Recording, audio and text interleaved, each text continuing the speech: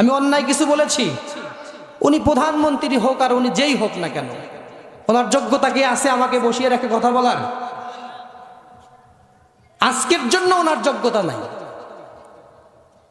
যদি ওনার প্রয়োজন হয়, ওনাকে আপনারা ভালোবাসেন, আপনারা এরকম একটা মাহফিল দিয়ে আপনারা ওনাকে প্রধান বক্তা বানায় তারপরে কথা বলাবেন, তখন আমি আসবো না, ডিস্টার্ব করবো না। আজকে যেহেতু আমি প্রধান বক্তা, আমাকে বসিয়ে রেখে কোনো নেতার কথা বলার অধিকার নাই, ঠিক কিনা বলেন? এটাই হলো রুলস। তিক্ত হলেও কথাগুলো সত্য।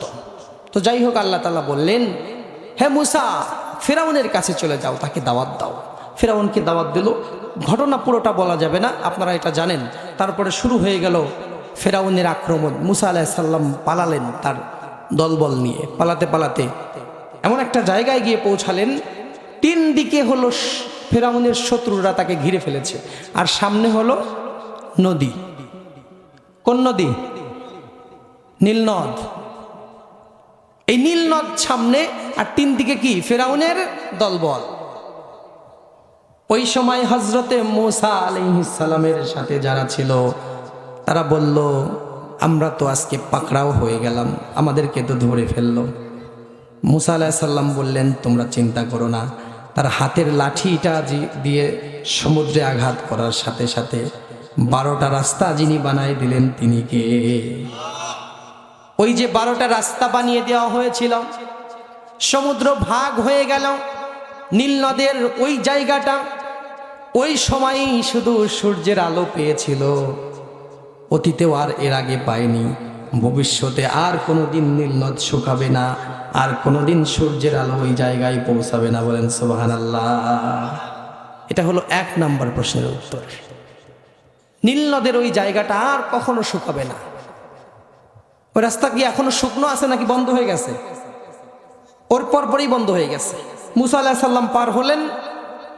পার হওয়ার সাথে সাথে মূসা আলাইহিস সালাম ওপারে চলে গেছেন, আর ফিরআউন তার দলবল নিয়ে কিনারায় এসে দেখে যে রাস্তা। চিন্তা করতেছে, এখানে তো রাস্তা ছিল না, আজকে আবার এখানে রাস্তা। ও মনে করছে ওর বাপ বানায় দিচ্ছে, এখন নাউজুবিল্লাহ। রাস্তা দেখে খুশি। এবং ফিরআউন সেদিন কোন মুফাসসির এই ঘটনাকে এভাবে বলেছে, ফিরআউন সেদিন বলেছিল তার দলবলকে যে আমি তো খোদা, দেখ আমি তোদের জন্য রাস্তা বানায় দিলাম। নাউজুবিল্লাহ। ডুবে মরার আগ মুহূর্ত পর্যন্ত ওর এই বাটপাড়ি ছিল। একটু পরেই কিন্তু মরবে, তার আগ মুহূর্তে ও বলছিল যে এই রাস্তা আমি বানাইছি। জনগণকে বলছিল। জনগণ তারা ভাবলো, হ্যাঁ আমাদের খোদা তো খুব পাওয়ারফুল খোদা রে, নীল নদের মধ্যে রাস্তা বানাইছে, তাও একটা না 12টা। দলবল নিয়ে নেমে গেল।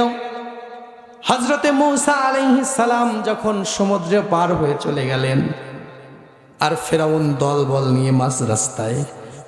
ওই সময় রাস্তাটা যিনি তলায় দিলেন তিনি কে? রাস্তাটা ডুবে গেল। সবাই একে একে মরতে শুরু করলো। মরতে মরতে ফিরআউনের চারপাশ খালি হয়ে গেল। ফিরআউন একা একা দাঁড়িয়ে গেছে নীল নদের মধ্যে। হাঁটু ডুবে যায়, কোমর ডুবে যায়, বুক পর্যন্ত পানি চলে আসে। আস্তে আস্তে ফিরআউনের মনের মধ্যে একটু ভয়, আহারে আজকেই মনে হয় শেষ হবে। শেষ মুহূর্তে তিনি মনে মনে বলতেছে, যখন একদম মৃত্যুর কাছাকাছি সময়, তখন বলছে, আল্লাহ আমি তোমার উপরে ঈমান আনলাম। নাউজুবিল্লাহ। ওই মূসা যার উপর ঈমান আনছে, আমিও তার উপর ঈমান আনলাম। কিছু কিছু তাফসীর কারক লিখেছে, ওই সময় ফিরআউন যখন ডুবে মরে, ফিরআউনকে ফেরেশতা জিব্রাইল তাকে মাটির মধ্যে, কাদার মধ্যে তার মাথা ধরে দাবিয়ে দেন। কেননা তার মুখের মধ্যে কাদা ঢুকাই দেন, যাতে সে আর কোনো কথা না বলতে পারে। কারণ জিব্রাইল আলাইহিস সালাম মনে মনে চিন্তা করতেছেন, এত মানুষকে কষ্ট দিয়েছে, হাজার হাজার বনী ইসরায়েলি শিশুকে এই ফিরআউন জবাই করছে। এখন শেষ মুহূর্তে এও যদি তাওবা করে, আল্লাহর এত দয়া, এই ফিরআউনকেও আল্লাহ মাফ করে দিতে পারে। সুবহানাল্লাহ বলেন। এত দয়া আল্লাহর।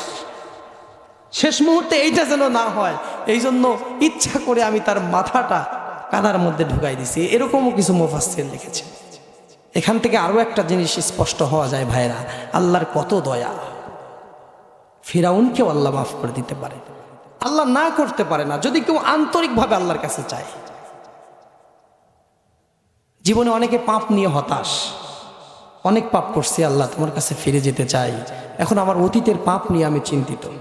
আল্লাহ বলে তোমার চিন্তার কোনো কারণ নাই, তুমি শুধু নিয়ত করো তোমার 50 বছরের গুনাহ, তোমার 60 বছরের গুনাহ, তোমার 80 বছরের গুনাহ আমি একবার তুমি আল্লাহ বলে ডাক দেওয়ার সাথে সাথে মাফ করে দেব। وَإِذَا سَأَلَكَ عِبَادِي عَنِّي فَإِنِّي قَرِيبٌ أُجِيبُ دَعْوَةَ الدَّاعِ إِذَا دَعَانِ فَلْيَسْتَجِيبُوا لِي وَلْيُؤْمِنُوا بِي لَعَلَّهُمْ يَرْشُدُونَ।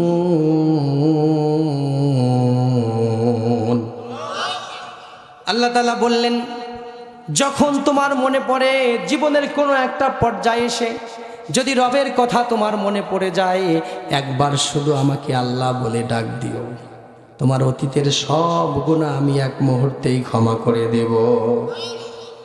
তাহাজ্জুদে নয়, সিয়াম অবস্থায় নয়, যখন তোমার মনে পড়ে, ইজা দাআন, একবার যদি আমাকে ডাকে, বারবার দোয়া নয়, অনুনয় বিনয় করে সারা জীবনের কান্না নয়, একবার যদি আমাকে ডাকে, সুবহানাল্লাহ বলেন।